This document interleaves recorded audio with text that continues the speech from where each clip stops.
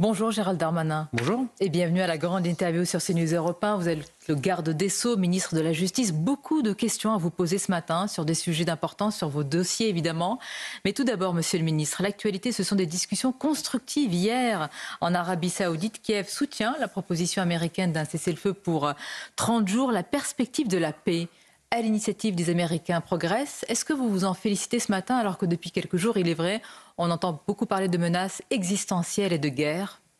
C'est une très bonne chose que les Américains reprennent un rôle qui consiste à aider à la paix, à soutenir l'Ukraine et à parler de manière classique et normale à un chef d'État en guerre, M. Zelensky, puisque j'ai compris que M. Trump avait dans la nuit aussi proposé qu'il revienne à Washington. Ce serait une très bonne chose. Que répondez-vous, Gérald Darmanin, à ceux comme François Fillon, l'ancien Premier ministre, ou l'ancien ministre Hervé Morin, ou encore Henri Guénaud? Ils affirment qu'il y a une forme d'instrumentalisation de la menace russe par le président français qui jouerait, selon eux, sur les peurs aujourd'hui des Français. Des angoisses réelles, mais qu'il en jouerait.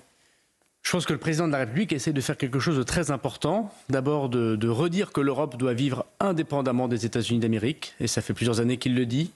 Et quand la Pologne, quand d'autres pays achètent de l'armement américain, on s'aperçoit que oui, ils auraient dû acheter français et que oui, il y a une autonomie stratégique européenne à porter. Deuxièmement, le président de la République a raison de dire que les Américains sont nos alliés, mais que ces alliés, on ne peut pas dire oui à tout ce qu'ils font. Et c'est vrai depuis De Gaulle. Et ça, je suis un peu gêné que des gaullistes ne le remarquent pas. Et troisièmement, oui, il a raison de dire qu'il y a des menaces. Et il y a une menace russe incontestable. Ensuite, personne ne le nie. Sur la menace russe. La question, c'est est-elle la plus importante sur notre sol aujourd'hui? Alors, je reviendrai sur la question du terrorisme notamment, mais cette menace russe ne veut pas dire qu'il ne faut pas parler d'ailleurs avec la Russie. La diplomatie consiste à parler avec des gens avec lesquels on n'est pas d'accord, et un grand pays comme la France doit parler avec les États-Unis, avec la Russie, avec la Chine, bien évidemment. Et je pense que nos dirigeants politiques, c'est très difficile d'être dirigeant, ils doivent préparer les esprits au réarmement de notre pays, culturel et militaire, sans pouvoir montrer qu'ils ont envie de la guerre. Et donc il faut éviter de montrer effectivement qu'on cherche la guerre, parce que ce n'est pas du tout ce que cherche le président de la République. Mais le président de la République, il a eu raison de dire aussi que nous avons des débats en France un peu loin du monde. C'est-à-dire la fin de vie, les retraites, la dépendance, c'est des sujets très importants, mais c'est des sujets pour le coup de fin de vie. Oui, mais ça préoccupe aussi les Français. Oui, mais bien sûr, et ils ont raison, mais ce n'est pas notre avenir. Notre avenir, c'est de préparer l'intelligence artificielle, la recherche scientifique, notre place dans le monde, de pouvoir avoir une voix libre. Et je pense qu'on ne peut pas faire 100% du débat public à l'Assemblée nationale, dans les médias, sur les retraites, le point de retraite en plus ou en moins, quand on voit ce qui se passe dans le monde. En tout cas, il faut regarder l'horizon, il faut regarder l'avenir, il faut arrêter de regarder son nombril. Et ça, je pense que c'est ce qu'a fait le président de la République lorsqu'il est intervenu à la télévision. Mais le nombril, parfois, c'est la France. Certains lui reprochent aujourd'hui, Gérald Darmanin, d'être un peu le président de l'Europe et pas assez le président de la France. Parce qu'à côté de la fin de vie des retraites, il y a les sujets dont nous allons parler, la sécurité, la délinquance et tout cela. D'abord, la France, pour être un pays libre, c'est un pays qui, depuis le général de Gaulle, a une autonomie stratégique et une voix originale dans le monde. La France, c'est ça. La France, c'est un petit pays qui a une voix incroyable dans le monde. Et nous le savons depuis la Révolution française au moins, mais c'était le cas de nos rois auparavant. C'est encore le cas en Afrique notamment, du fait des Russes qui nous ont remplacés. C'est un grand débat. Bien sûr, la France, c'est à peu près 70 millions d'habitants, c'est donc un petit pays, et nous sommes une des seules puissances nucléaires. Nous sommes la seule puissance en Europe, puisque l'Angleterre est partie, à avoir une armée, et la seule puissance en Europe à avoir une industrie de défense. On construit des sous-marins nucléaires, on construit des avions de chasse, on est capable d'être avec l'un des pays qui lance l'intelligence artificielle dans le monde. Donc bien sûr, on a des défaites et des difficultés, mais la France reste la France lorsqu'elle a une voix singulière dans le monde et qu'elle ne dépend pas des Américains ou des Russes pour décider. La France qui est aussi attaquée, menacée, ciblée, et nous l'avons été énormément par des chocs islamistes, par des attaques islamistes. Emmanuel Macron estime que la France doit lutter en même temps, Gérald Darmanin, contre la menace géopolitique, donc la menace russe, et la menace terroriste. Il a dit hier à Strasbourg, lors de la journée d'hommage aux victimes du terrorisme, vous y étiez, Marine Le Pen a affirmé non, que la menace la plus prégnante selon elle, c'est la menace terroriste. Est-ce que c'est faux ? C'est parfois la même chose, la menace russe et la menace terroriste. Ceux qui assassinent... Islamiste ? Oui, bien sûr. Ceux qui assassinent Samuel Paty, c'est qui? C'est des citoyens russes, tchétchènes. Quand j'étais ministre de l'Intérieur, la Russie, c'est des centaines de citoyens russes qu'elle ne veut pas reprendre. Je constate d'ailleurs que Mme Le Pen et M. Bardella n'attaquent jamais la Russie pour dire qu'ils ne reprennent pas leurs citoyens russes tchétchènes, ingouches. Ingouche, c'est celui qui a assassiné Dominique Bernard. Ils sont fichés S, ils sont radicalisés, ils sont islamistes, ils sont russes, il n'y a aucun doute là-dessus. Et la Russie ne les reprend pas depuis de nombreuses années, ou extrêmement peu avant la guerre, puisque j'étais le premier à réouvrir ce canal et le président de la République m'avait envoyé en Russie pour discuter justement avec les autorités russes. Pourquoi la Russie ne reprend pas ses citoyens? Et pourquoi Marine Le Pen n'en parle pas selon vous? Parce que je pense qu'elle est un petit peu obsessionnelle sur le Maghreb. Évidemment, l'Algérie, le Maroc, la Tunisie, tous les pays du monde doivent reprendre leurs citoyens. Et ce que fait l'Algérie est inacceptable. Et je l'ai dit, et je soutiens évidemment notre discours ferme et fort contre cette... Ferme et fort? Oui, contre cette difficulté qu'a l'Algérie à accepter ses citoyens, bien sûr. Mais c'est le cas aussi de la Russie. Donc j'aimerais qu'il n'y ait pas deux poids, deux mesures. La menace terroriste, c'est aussi la menace de quelques citoyens russes nombreux, puisque vous savez ce qu'on appelle l'État islamique au Khorasan, c'est-à-dire les ex-républiques de l'Union soviétique, ceux qui passent à l'acte. En France, c'est aujourd'hui des Tchétchènes, des citoyens russes. C'est eux que nous surveillons en premier, d'ailleurs, d'après les services de la DGSI. C'est eux qui sont capables de faire des attentats d'ampleur. On en a déjoué en 2022 à Strasbourg. Et c'est eux qui ont assassiné Samuel Paty et Dominique Bernard. Gérald Darmanin, en parlant de terrorisme, de lutte contre le terrorisme et de lutte contre la criminalité organisée, vous étiez il y a quelques jours au Maroc. Et vous avez déclaré, je cite cette phrase, « Sans le Maroc, la France serait moins sûre ». Est-ce que ça vaut pour l'Algérie? Est-ce que vous auriez pu reprendre cette déclaration pour l'Algérie, alors qu'hier encore, on a appris que 2 ressortissants sous OQTF nous ont été renvoyés?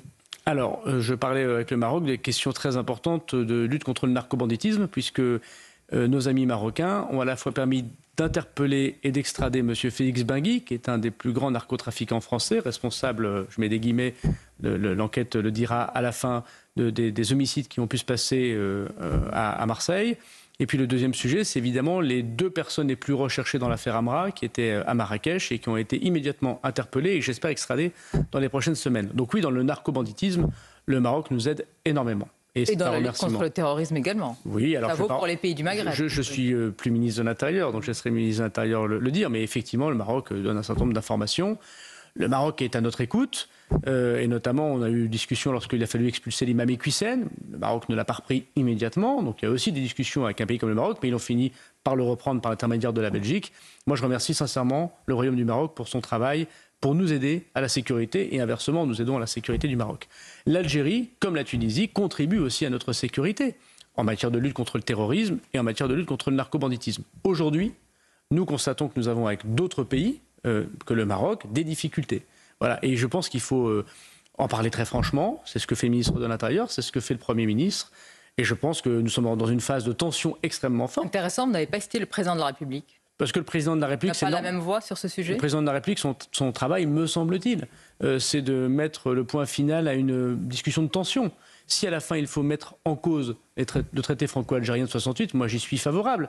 Mais après des étapes, me semble-t-il, importantes. Il faut que le ministère de l'Intérieur passe la fameuse liste des OQTF qu'on demande à nos amis algériens de reprendre.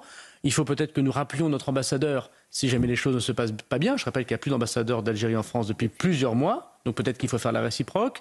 Il y a les passeports diplomatiques, vous savez, des milliers de passeports diplomatiques qui permettent à des Algériens qui d'ailleurs ne sont pas diplomates de venir en France sans visa. Bon, aujourd'hui, on n'a pas mis fin à cet accord intergouvernemental. Moi, je ne suis pas ministre des Affaires étrangères, ministre de l'Intérieur. Je dis juste, Madame Mabrouk, avant la fin du traité franco-algérien, dont je veux bien imaginer la fin, il y a des étapes intermédiaires.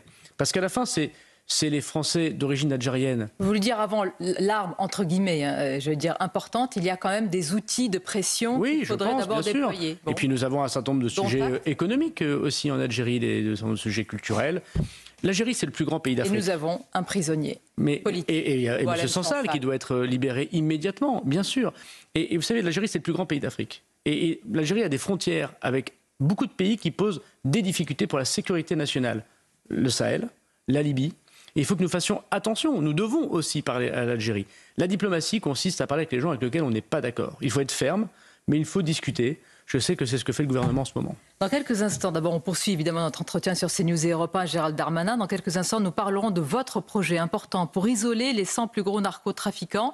Et ça a commencé d'ailleurs par Mohamed Amra dans la prison de Condé-sur-Sarthe. Mais tout d'abord sur les terroristes islamistes. Sur le terroriste Salah Abdeslam à l'isolement dans la prison de Vendin-le-Vieil. Hier, l'avocat des parties civiles au procès du 13 novembre a suggéré qu'il allait devenir père. Une telle information donnée ainsi a suscité, on peut le comprendre, un émoi, une émotion auprès des Français qu'il se serait même marié religieusement en prison. Où est la vérité ?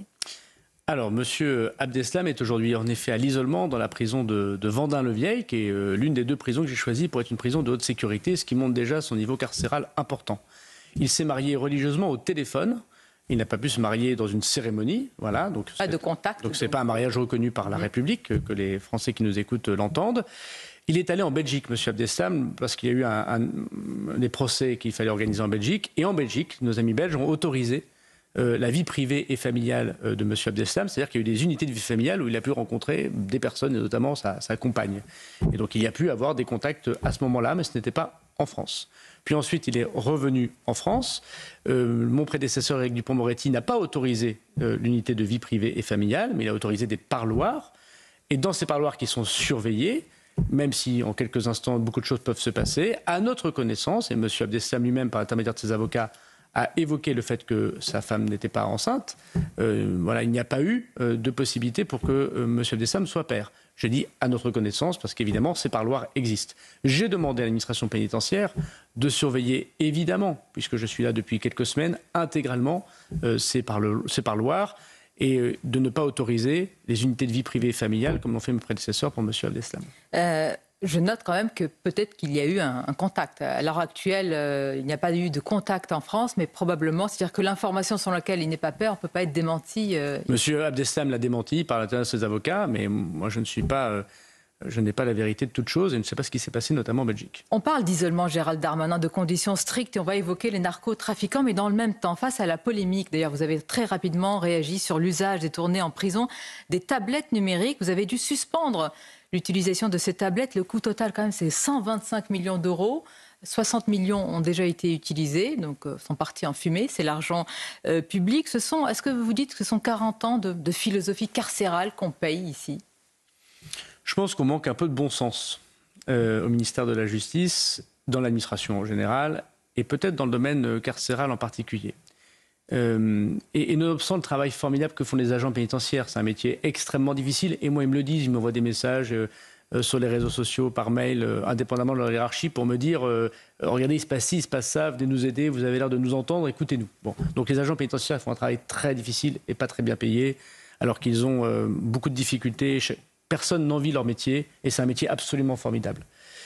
Parce que c'est la première sécurité pour nos concitoyens. Le bon sens, c'est quoi ? C'est qu'effectivement, dans les prisons françaises, pourquoi ces tablettes ont été imaginées par mes prédécesseurs ? C'est parce qu'il y a une difficulté. Par qui précisément d'ailleurs ? Qui est l'instigateur d'une telle mesure ? Alors, c'est une proposition qui avait été faite par l'administration et que Mme Belloubet avait autorisée. Mais elle peut se comprendre, cette autorisation. Je ne l'aurais pas faite. Des tablettes numériques en prison ? Oui, je vais vous expliquer pourquoi. Parce que quand on est un détenu, on doit pouvoir commander des choses, demander une sortie, demander de pouvoir accéder aux douches, demander à ce qu'on appelle cantiner, avec son propre argent, acheter un paquet de cigarettes, par exemple. Et quand il y a beaucoup de gens très violents dans les prisons, il est mieux de passer des éléments sans que le gardien surveillant rentre dans le cellule de détention. Oui, ça on le comprend. Voilà. Bon. De là, fallait-il avoir des tablettes ? Non, mais qui n'a pas imaginé qu'elle aurait pu être détournée ? Attendez. Monsieur le ministre. Mais je suis totalement d'accord, je n'aurais pas pris cette décision. Et j'ai arrêté cette décision, je suis d'accord avec vous. J'essaie d'expliquer, parce que sinon on fait de la démagogie tout le temps et ça n'a pas de sens. J'essaie d'expliquer pourquoi les gens qui ont imaginé ça l'ont fait. Ces tablettes numériques, évidemment, n'étaient pas la bonne solution. 126 millions d'euros au moment où il manque tant d'argent, y compris pour construire des places de prison, y compris pour aider nos agents pénitentiaires à bien fonctionner, y compris d'ailleurs pour retirer la surpopulation carcérale, parce que je n'oublie pas non plus qu'il y a 4000 personnes qui dorment sur des matelas. Vous parlez de démagogie, mais vous comprenez que ça nourrit la compréhension. Mais c'est pour ça que je l'ai. Vous savez, je découvre. Vous allez faire un audit. Je découvre le ministère de la Justice. J'ai suspendu cet équipement de tablettes. Effectivement, vous avez dit 60 millions ont déjà été équipés. On va arrêter cela. Et cet argent sera bien utilisé ailleurs, à la fois pour qu'il n'y ait pas de surpopulation carcérale, et en même temps pour aider nos agents pénitentiaires à avoir, me semble-t-il, une meilleure activité dans nos prisons. Bien besoin. Venons-en, Gérald Darmanin, aux narcotrafiquants et à votre proposition de loi qui est donc déjà passée en commission des lois. Avant l'arrivée, ce sera lundi en séance. Alors, au programme, régime de détention strict, des prisons haute sécurité avec la prison de Vendin-le-Vieil dans le Pas-de-Calais, Condé-sur-Sarthe dans l'Orne qui doivent accueillir les narcotrafiquants les plus dangereux. Avant de parler, monsieur le ministre, des dispositions qui font polémique, quand vous dites haute sécurité, On vient de parler des tablettes. Nul besoin de rappeler les téléphones portables qui circulent et autres. Qu'est-ce que vous voulez dire par hermétique véritablement pour ces prisons ? Le problème du monde carcéral, des prisons en France, c'est que nous mettons dans nos prisons des personnes selon le statut qu'ils ont devant la justice et pas selon leur dangerosité. Je m'explique. Vous mettez dans les maisons d'arrêt des gens qui sont en détention provisoire, qui attendent donc d'être condamnés définitivement, quel que soit ce qu'ils aient fait. Un délit routier ou du narcobanditisme. Et vous mettez dans des prisons pour peine, donc des prisons très carcérales, des gens qui ont été condamnés définitivement à plus de 2 ans de prison. Moi, je casse ça, ce modèle. Je ne dis pas qu'il faut mettre les gens selon leur condamnation dans les prisons, maison d'arrêt, prison pour peine. Je dis qu'il faut mettre selon leur dangerosité vis-à-vis de l'extérieur. Donc le narco-bandit qui est dangereux, même s'il n'est pas condamné définitivement, on doit le mettre dans des prisons de haute sécurité. Et celui qui a fait un délit routier, auteur de violences physiques qui ne sont pas en bande organisée, la délinquance financière, ne mérite pas d'aller dans des prisons pour peine. Et notamment notre organisation de lutte contre les téléphones portables, les drones, la menace, la corruption des agents pénitentiaires, ça doit être, comme en Italie, réservé aux gens qui relèvent de la mafia, de l'organisation criminelle, les terroristes et les narco-bandits. Qui sont parfois les mêmes. Alors, il peut y avoir des liens, notamment autour de l'armement. Mais en tout cas, ils sont tous, convenons-en, dangereux pour l'extérieur. Pas simplement parce qu'ils doivent purger leur peine de prison. Évidemment qu'ils doivent purger leur peine de prison, comme tout le monde, comme l'auteur du délit routier. Mais ils doivent le faire dans des prisons qui garantissent la sécurité de l'extérieur. Parce qu'aujourd'hui, nous avons des prisonniers qui sont capables de menacer l'agent pénitentiaire, le directeur de prison, le magistrat, le journaliste, l'avocat, en lui disant... Le magistrat, c'est-à-dire qu'on franchit un cap. Bien sûr, il y a des magistrats en France. Bien sûr, il y a des magistrats en France qui sont menacés, leurs enfants. Le procureur de Douai, monsieur le ministre. Il y a beaucoup de magistrats en France. Beaucoup de magistrats en France. C'est une information importante. Il y a 150 magistrats en France qui, d'une manière ou d'une autre, sont menacés directement, notamment par des narcobandits. Et il y en a une quinzaine qui sont sous protection policière au moment où je parle. Donc il y a des magistrats très courageux qui prennent des responsabilités très fortes pour eux, pour leur famille. Et je ne peux pas accepter en tant que ministre de la Justice d'avoir des personnes qui sont en prison et qui disent à un magistrat « je sais à quelle heure sortent vos enfants de l'école, je sais que fait votre mari ou votre femme, et je vais les assassiner si vous ne me permettez pas d'être libéré prochainement ». Et on l'a vu dans l'affaire Amra que ce n'était pas des paroles pour rire. Monsieur Amra a réussi à sortir de sa maison d'arrêt et à faire assassiner, je mets là encore des guillemets parce qu'il sera jugé, 2 agents pénitentiaires à bout portant par des kalachnikovs en pleine journée sur un péage. Avec une faille incroyable sur son statut et sa dangerosité. Bien sûr, avec une faille générale, me semble-t-il, de l'administration. Mais avec ce que vous dites, monsieur le ministre... Et donc nous allons tout changer. C'est très important. D'abord, on va créer un parquet national. C'est la vraie révolution, c'est pas la révolution pour au final avoir que de la communication. Mais vous savez, quand on a été ministre de l'Intérieur et maintenant ministre de la Justice, on sait l'importance des décisions qu'on prend. Et on sait que ce qu'on prend comme décision, c'est demain des veuves et des orphelins. Moi, quand j'étais ministre de l'Intérieur, j'enterrais à peu près 3 à 4 personnes par mois, des pompiers, des policiers, des gendarmes. Et j'allais voir les orphelins, les mamans, les papas qui perdaient leurs enfants. Et j'ai appris, si hier je faisais de la communication, j'en fais toujours, mais aujourd'hui c'est pour la bonne cause et pour l'intérêt général. Alors pourquoi ça ne convainc pas tout le monde ? Les décisions que je prends sont pour l'intérêt général. Et même si je reste 6 mois au ministère de la Justice, j'aurais au moins laissé ça derrière moi. Et je sais que cette loi, vous y tenez particulièrement, d'abord pour protéger les Français. Alors pourquoi ce discours-là, je vais dire, n'infuse pas partout ? Par exemple, vous assumez ce régime carcéral qui est, on va le dire, maximaliste. Oui, qui permet de ne pas sortir de prison du tout. Alors, l'Observatoire international des prisons les juge totalement attentatoires aux droits fondamentaux. Les avocats pénalistes s'en émeuvent aussi. Vous assumez, vous dites c'est pour notre sécurité, je n'y dérogerai pas. Bien sûr que je n'y dérogerai pas. Je suis allé moi-même hier au Conseil d'État. Je pense que ça faisait très longtemps qu'un ministre n'est pas venu au Conseil d'État lui-même défendre ces mesures. Et je remercie le Conseil d'État de m'avoir reçu et on a échangé. Je sais que ce sont des sujets extrêmement durs qui permet de limiter les libertés. Le dossier coffre, parlons-en. Mais juste un point, je sais que le régime que je propose est très difficile. Attendez, vous savez qu'il limite les libertés. Bien sûr. Vous venez de le dire, les libertés individuelles des détenus. Ça veut dire que dans ce régime-là, ça veut dire quoi ? Donc l'intérêt général, notre intérêt général prime pour vous sur le droit et les libertés fondamentales de ces individus prisonniers.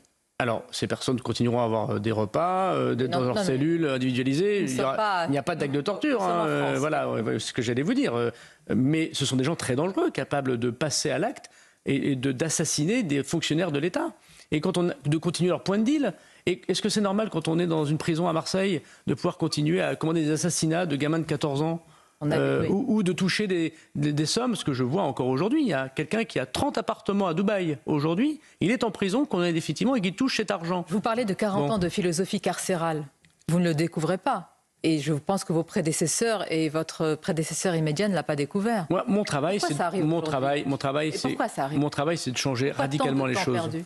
Je pense que l'affaire Amra a beaucoup bousculé les consciences aussi. Et notre travail, malgré la difficulté de l'Assemblée nationale et du manque de majorité, c'est de bousculer les choses.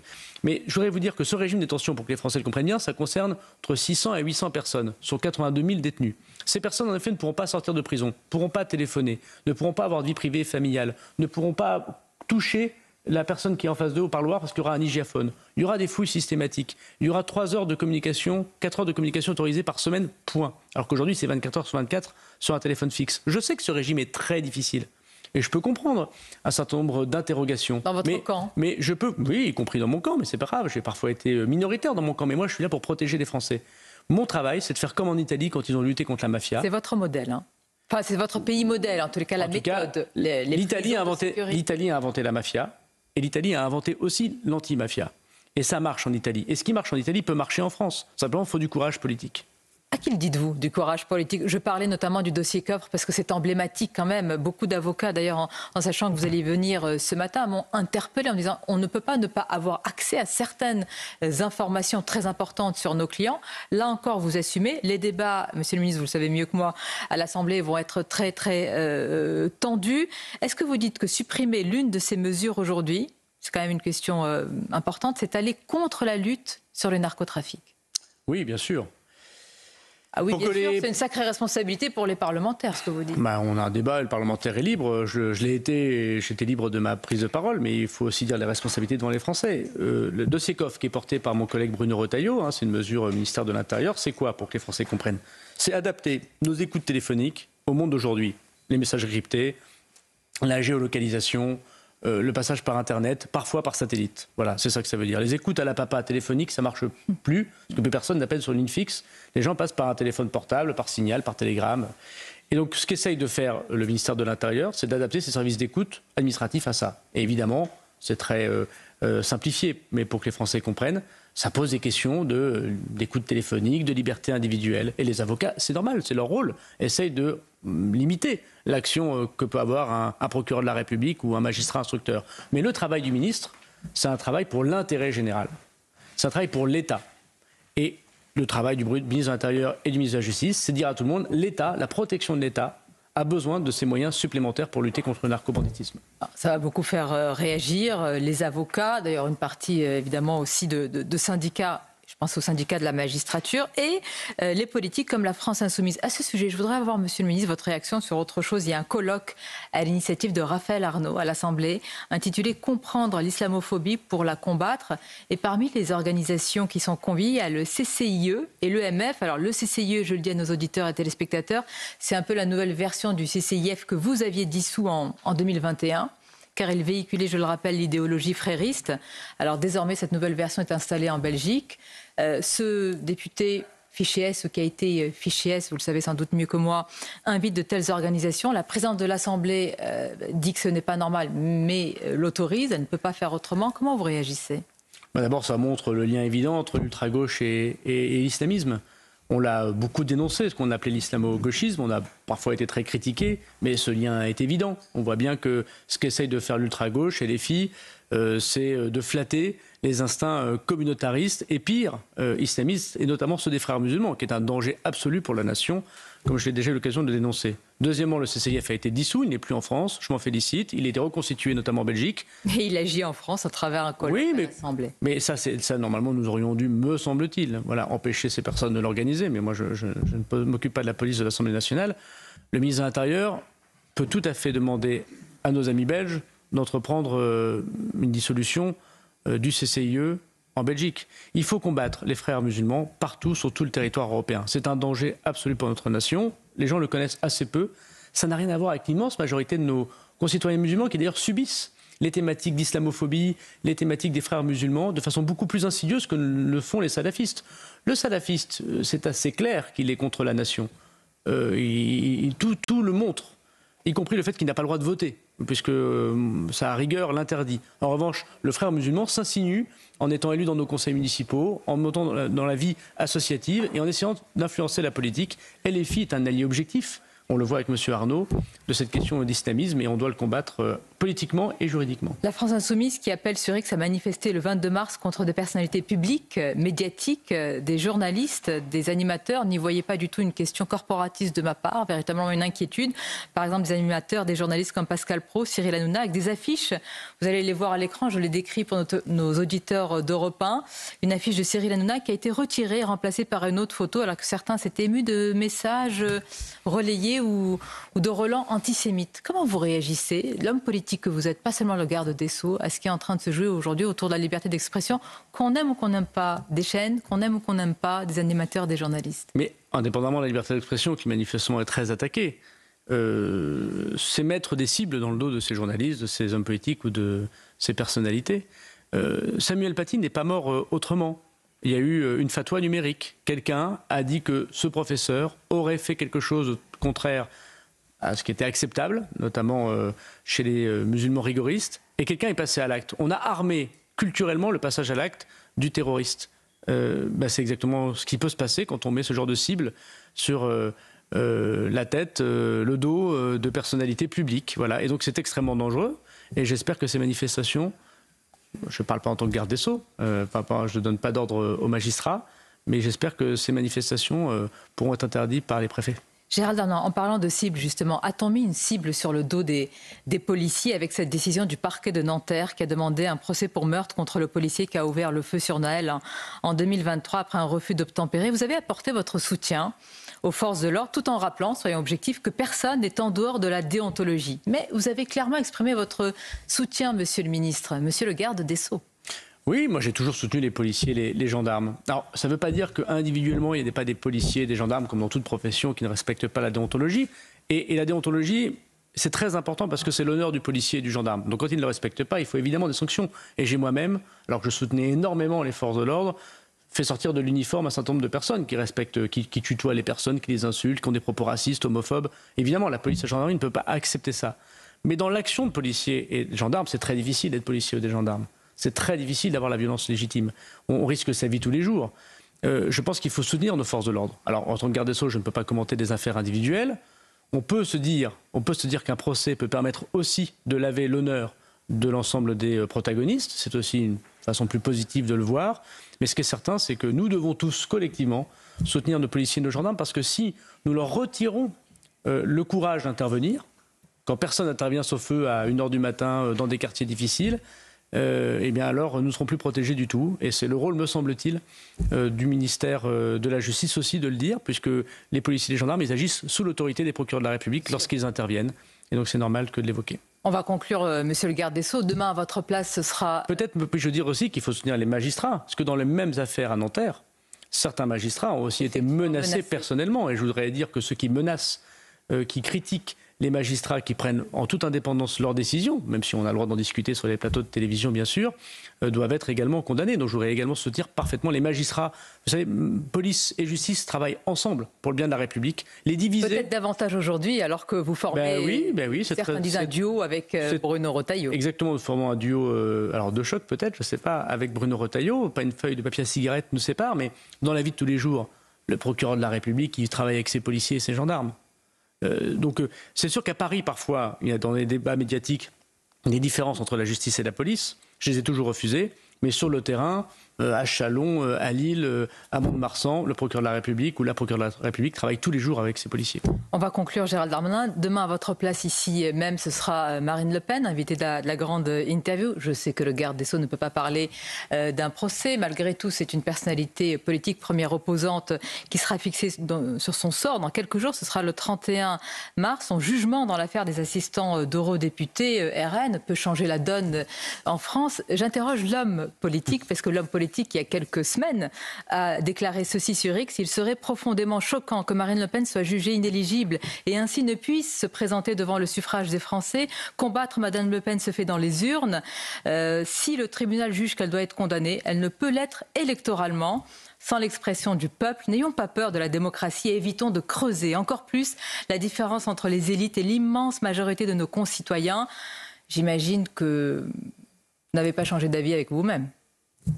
Moi, j'étais parlementaire, donc libre de mes propos. Mais le garde des Sceaux, y compris vis-à-vis de l'autorité judiciaire. Avec et donc voilà, si j'étais parlementaire... Celui que vous étiez il y a quelques semaines. Oui, mais j'étais parlementaire, donc c'était ma fonction d'être libre. Et d'ailleurs, peu de personnes n'avaient... Vous n'êtes plus ? Et peu de personnes... Vous êtes libre de penser qu'un responsable politique doit être battu pour les personnes qui sont sous la coup de main de la justice, je garde mes sentiments in pectore.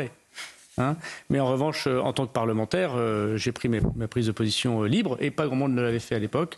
En tant que garde des Sceaux, je respecte le rôle institutionnel que la Constitution me confie. Vous savez, le garde des Sceaux, c'est le seul ministre cité par le général de Gaulle dans la Constitution. Ça montre bien qu'il a un rôle particulier, et j'essaye de remplir mon rôle pour les Français. Merci Gérald Darmanin. C'était votre grande interview. Bonne journée et à bientôt. Merci à vous.